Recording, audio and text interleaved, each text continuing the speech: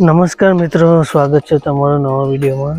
અને આજે મકાઈ થઈ ગઈ છે 8 દિવસની. ઉત્તરાયણના દિવસ મૂકી હતી પણ 15 તારીખે આપણે પાણી વાળેલું.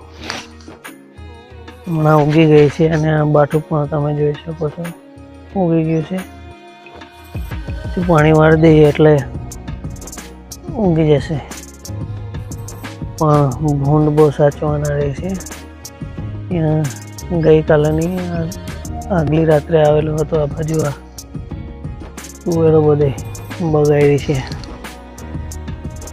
પછી એટલે બહુ સાચવું પડે છે. આ તો હમણાં તો કંઈ નહીં, પણ મોટી થઈ જાય ત્યારે બહુ અઘરું પડે છે. એટલે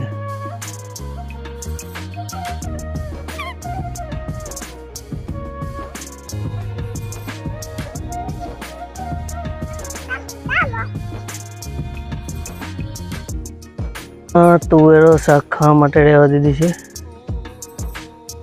પણ એમાં બી આપણે પોપટ હીલા કહીએ આપણે અમારે એ બાજુ બહુ બગાડે છે.